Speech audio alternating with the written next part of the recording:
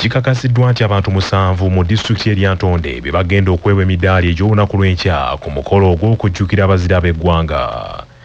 Uganda olunaku lw'enkya mu butongole egenda kujjukira abazira baayo naddala abo abaalafuba n'ennyo okuleeta gavumenti y'NRM mu buyinza. Emikolo emitongole gigenda kukwatirwa mu disitulikiti y'e Ntonde ku Ntonde Technical Institute mu ggombolola y'e Kaliiro era omugatte abantu 50 be bagenda okwewa emidaali nga 7 ku bo ba mu disitulikiti y'e Ntonde. Akawungeezi kano wabaddewo ensisinkano wakati w'abakulembeze ba disitulikiti eyo ekubiriziddwa omuteesiteesi omukulu mu ofiisi ya pulezidenti Haji Yunus Kakande era ng'ono ategeeza Kyabasa nti buli kyetaagisa okuweesa omukolo guno ekitiibwa kiwedde.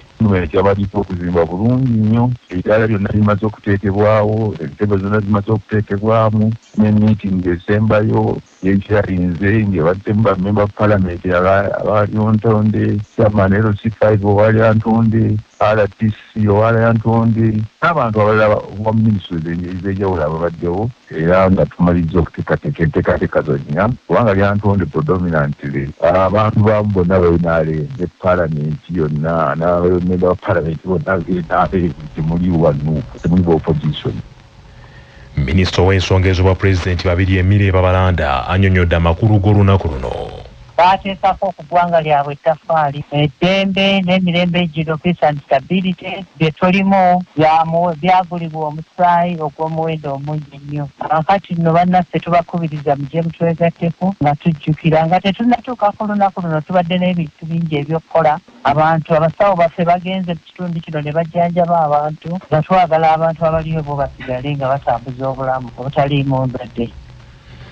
Abamu ku bagenda okwewa emidaali mulimu abasirikale ba poliisi n'abajaasi ba UPDF, bannabyabufuzi, abakozi ba gavumenti n'abalala. Era emidaali kuliko ogwa National Independence Medal, Nalubaale Medal, Masaba Star Medal, Personal Sacrifice Medal, Luwero Triangle Medal, Kabalega Medal n'emirala. Minisitule y'ebyobulamu bikyagisobedde olw'omuwendo omunene ogw'abalwadde ba mukenenya abakyagaanye okutandika okumira eddagala. Gavumenti yatongoza kaweefube egenda okuyita okunoonyereza ebikwata ku bantu abalina akawuka aka mukenenya okwetooloola eggwanga lyonna, kyokka wakyaliwo okutya nti abantu bakyagaanye okuwa abanoonyereza kalonda bakwatako. Mu kaweefube w'okunoonyereza ku mukenenya, gavumenti eruubirira okutambula mu nkola eyanjukunju etuuke mu maka agasukka mu 6 geesuubirwa okutuukamu mu ngeri y'okwebuuza ku bantu nga era ejja kubuuza abantu abatasukka mu 1.5 naddala mu bitundu ebisuubirwa okubaamu abalwadde ba mukenenya abangi. Dr. Daniel Kyabayinza akulira ebyokubangula abantu ku bujjanjabi butali bwa malwaliro agambye nti bateebereza nti Uganda erimu kaakana abantu 12,000 abatali ku ddagala wadde nga bakimanyi nti balwadde. Kyabayinza agambye nti Uganda weetuuse erina kulwana nnyo okutangira okusaasaana kwa mukenenya era bo nga minisitule bafubye nnyo okuleeta tekinologiya ayinza okulwanyisa akawuka ka mukenenya ng'abantu basobola okwekebera bokka ne beezuula obanga balina akawuka aka mukenenya n'okubayigiriza okukeetangira. Tulina enkebezo ze bayisa self testing, bw'atidde okujja mu ddwaliro n'ogenda n'oweekebera n'omanya ekivuddemu. Ekyokubiri, buli ddwaliro lyonna tutaddemu enkebezo testing kits. Buvunaanyizibwa bwa buli munnayuganda mwagazisa okumanya kikyaliko kubanga obujjanjabi gye buli. Abantu baatyanga okumanya ebibakwata ku mukenenya nga bagabwe mmanya nja kulwala nfe, naye kati tuyina eddagala, ate eddagala likola, ate eddagala erimu eddagala lyonna lya bwereere okuggyako nga ligenze nti obulwadde busambye eddagala ne tutandika okuteeka ku treatment ey'amaanyi, naye buli muntu yenna asobola okujjanjabibwa n'awona obulwadde bwa mukenenya. Tebugenda kuwonera ddala, naye tusobola okugamba nti bw'oba oli ku ddagala tosobola kusiiga mulala, osobola obutasiiga abaana b'ozaala, so gye tujja generation ezijjako tebajja kuba na bulwadde bwa mukenenya. Mu kwogerako ne Kyabasa, Dr. Sam Biraalo akulira akaweefube w'okunoonyereza akawuka aka mukenenya mu nkola eyatumiddwa Uganda Population HIV Impact Assessment Survey 2025 agambye nti baakukuŋŋaanya sample ez'enjawulo omuli n'okwekebejja endwadde endala ng'omugejjo, sukaali, ebitera okukosa obulamu bw'abantu naddala abalina akawuka aka mukenenya. Dr. Biraalo era nga musomesa mu ssettendekero wa Makerere ku bbanguliro y'abasawo agambye nti okunoonyereza nga kuwedde kwa kuyamba nnyo eggwanga lino okumanya bwe liyimiridde ku bituufu ebikwata akawuka ka mukenenya. kijja tuyambako ng'eggwanga okuplaninga okuteekateeka obuweereza obwetaagisa ja kukebera omusaayi bagukebere HIV bagukebere n'endwadde endala nga sukaali era tugenda kupima ne pressure pime n'obunene n'obuwanvu bw'abantu obunene n'obuwanvu kituwa ekifaananyi obuzibu obuyinza okubeerawo omuntu asukkiridde obunene abeera ne risk nnene okufuna endwadde nga pressure oba sukaali so n'obunene n'obuwanvu tugenda kupima. Uganda eteeberezebwa okubaamu abantu abalina akawuka akamukenenya akakadde kamu n'emitwalo 4 era nti obulwadde buno busaasaanira ku bitundu 5 n'obuwuzi 4 ku buli 100 okusinziira ku bibalo ebyasembayo okufulumizibwa mu mwaka 2022. Bannakibiina kya National Unity Platform NUP mu disitulikiti y'e Lwengo bakubye poliisi ekimooni bwe basisinkanye ne bakuba olukuŋŋaana lwabwe ne boogera ku nsonga ez'enjawulo. Abakulembeze b'NUP y'e Lwengo baali basaba poliisi olukusa nti okukumba n'okuyisa ekivvulu mu kabuga ak'Embiriizi okuyonja n'okutongoza manvuuli yaabwe wabula byonna poliisi n'ebigaana ng'ebategeezezza nti yeekengedde abakyamu abayinza okutuusa obulabe ku bantu baayo. Aba-NUP bano basirise era ne beefuula ababivuddeko okutuusa le beekunze bokka ne batambula mpolampola okutuuka ku woteri ya Premium mu kibuga eky'Embiriizi eyo gye bakuŋŋaanidde n'abawagizi b'ekibiina. Ezimu ku nsonga banna NUP ze boogeddeko mulimu okutema empende ez'okubawanguza ebifo byonna nga basookera ku by'abavubuka n'ebirala weewaawo ng'ate bannakibiina abamu naddala ku mutendera gwa paalamenti babeefuulidde ne badda mu kibiina ky'NRM.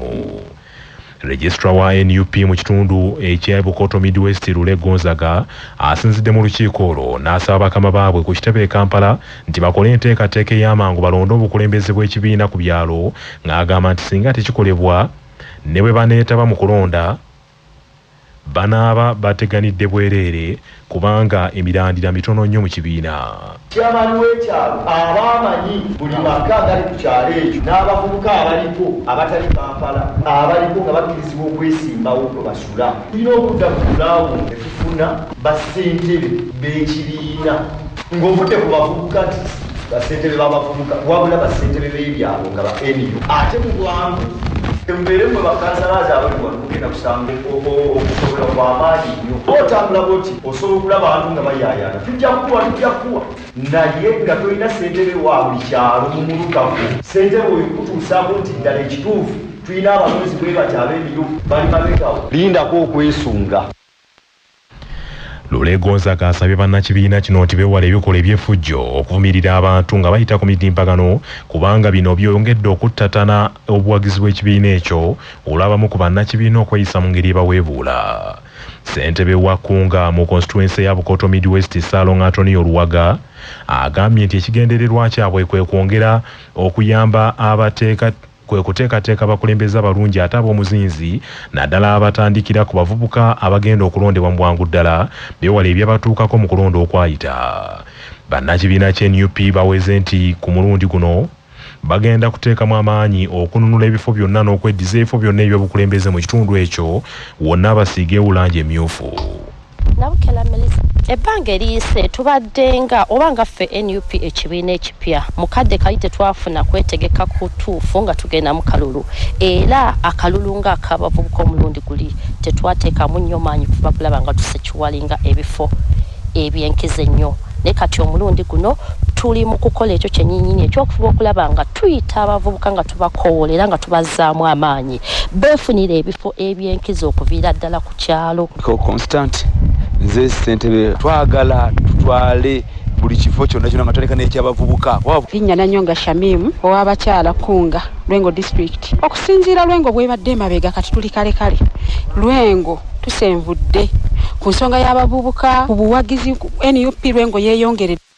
Manya obubona obuddo obw'eddembe lyo tonyigirizibwa ddembe lyo ery'obwebange. Ddembe lyo akutusiba ku langi wa Global aleetawo enjawulo ku bisenge. Weefunire langi ya Global ku hardware yonna ekuli okumpi. Global Paint, a reliable product. Nga bali wamu ne Baluswata Property Consultants batunda ettaka ku nguudo zonna eziyingira n'okufuluma ekibuga va mu by'ettaka lyakulukuta ennyumba ya kyama basange ku ofiisi yaabwe Kyengera opposite Orange City essimu 0704 80 19005.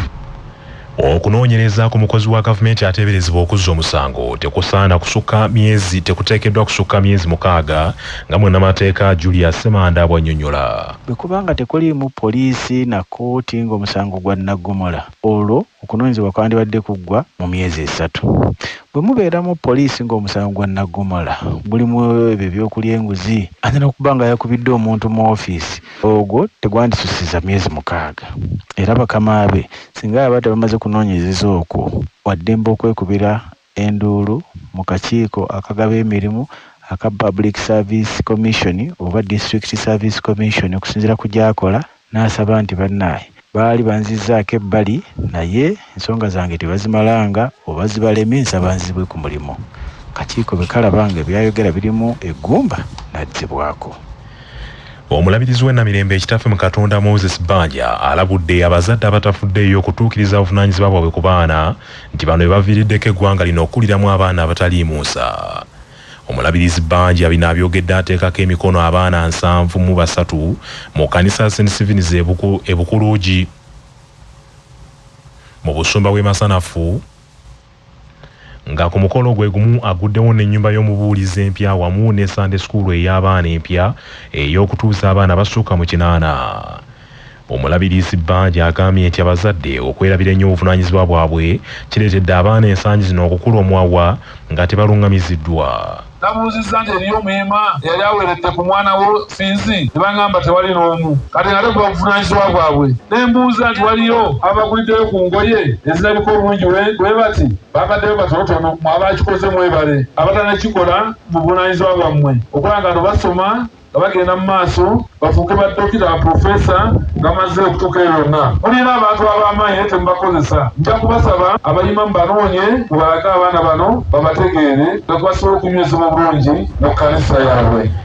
Omubuulizi w'ekkanisa eno Munsoni Kizza Sendawula agambye nti mulimu ogw'okuzimba gubatutteko ensimbi ezisukka mu bukadde 10. Era ebigambo ebyo nga bye mulaba bitisiddwa ku jjinja eryo, tumuleke abaana abato bajejene. Mukama waffe yennyini yaayogera ekitegeeza nti Mukama waffe n'abaana abaagala. Oluusi yinza ogenda ku mikolo n'osanga bategekedde abakulu, naye abaana abato ne babasindika nga bulijjo emabbali. N'abamu bamanyi n'okugamba abaana abato mugende temugenda mu layini y'abakulu, ne babatuuzaawo ku nsaniya. Naye njagala okubategeeza mu bwakabaka bwa Katonda Mukama waffe yagamba abalinga bano obwakabaka bwa Katonda bwe.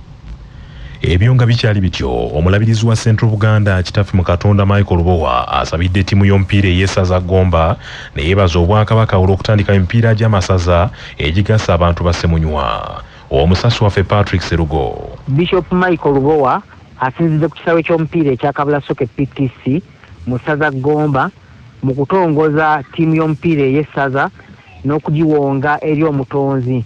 N'agamba nti empaka z'amasaza zitumbudde nnyo obumu, neebaza Ssaabasajja Kabaka olw'enteekateeka eno. Kyokka n'asaba abazannyi bonna mu masaza ag'enjawulo nti bakulembeze empisa mu muzannyo. Temubaamu teekamu byakwekuba byakulwana munyumire kubanga guno byebimu exercise ebikolebwa omubiri negisigala nga miramu, ate naawe azze okuwagira ate ng'oli wadde tozannya n'omubiri obuulira nga gukola eki. Mu kutongoza n'okusabira ttiimu y'essaza Gomba era ku mupiira guno ogusombodde Namungi w'abawagizi, omwami wa Kabaka w'essaza Gomba Kitunzi Mugabi Frederick Williams akwasizza bbendera olukiiko olufuzi olwa ttiimu y'essaza lugende lusaggulira ettiimu obuyambi. Ssentebe w'olukiiko olukulembera ttiimu y'essaza Gomba Musaasizi Andrew ategeeza abeetabye ku mupiira guno nti ku mulundi guno ttiimu y'abazannyi 30 eteekeddwa bulungi nti era kwagala butaagala Gomba egenda kutwala ekikopo eky'omukaaga. Kyokka n'ayongerako nti ttiimu ekyetaaga obuvujjirizi bwa ssente enkalu n'ebikozesebwa ebirala. Oluvannyuma abawagizi ba ttiimu y'essaza Gomba wamu n'abakulembeze ab'enjawulo badduukiridde enteekateeka ez'okukwatizaako ttiimu y'essaza, era omubaka wa Paalamenti omukyala owa disitulikiti Gomba Sylvian Nayebale awaddeyo obukadde bwa shilingi 10 era amukiikiridde nga ye Gladys Kaabugula agambye nti emipiira gy'amasaza ga Buganda gigasse nnyo abavubuka. Luno tweteeseteese era tugenda kutwala ekikopo. Kiyambye abantu okubeera obumu, naddala abavubuka okubeera obumu, kolagana n'okubeera nga beetandikirawo obulimu bwabwe obutonotono nga bamanyigana. Naye mu byonna naffe nga ofiisi tukaddemu obukadde 10 kiyambe mu nteekateeka eno. Tukomyawo ng'emipiira gikyagenda mu maaso era tujja kwongera twongereku. Lwa CBS nze Patrick Serugo. Ekereziya Katolika mu nsi yonna olwaleero ejaguza olunaku lwa Mwoyo Omutuukirivu eri abatume be ne mu nsi n'erabula abakkiriza bakomye okwemaliranga mu bintu ebitaliimu era ebiggwaawo. Mu kitambiro kya misa mu Lutikko Lubaga ekikulembeddwa Reverend Father John Mary Walugembe nga yakolanga Cathedral Administrator agambye nti abantu mu nsi bemalidde nnyo mu bintu eby'ensi eno okusinga Katonda ne bantu bannaabwe. Father Walugembe yeewuunyizza nnyo nti ebiro bino abantu abamu tebatwala baana baabwe ng'abantu wabula abatwalanga ekitagasa era nti abamu batuuka n'okubayisanga ebisolo.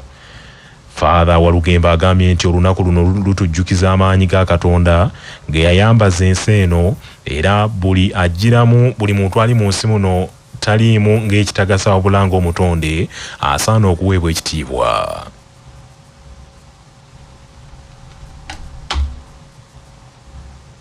Aho no twesabire Mwoyo Omutuukirivu atulambike ku byonna byonna Ekereziya byeyigiriza oba oliawo nga waliwo ekitubuzaabuza Mwoyo Omutuukirivu akitubikulire bwe wamma tukitegeere ate nga tukitegedde twongere okukinywererako. Saamu n'abooluganda okuva n'olunaku lwa leero tukoowole Mwoyo Omutuukirivu atulambike ng'ogenda okutandika olunaku sooka omukoowole Mwoyo Omutuukirivu akukkeko mu mirimu gy'ogenda okola osobole okugitambuza obulungi mu bantu wagenda okusisinkana obalowooleze ekintu ekirungi obagambe ekintu ekirungi ate nga akusseeko mukoowole nakkene kwabo b'ogenda okusisinkana.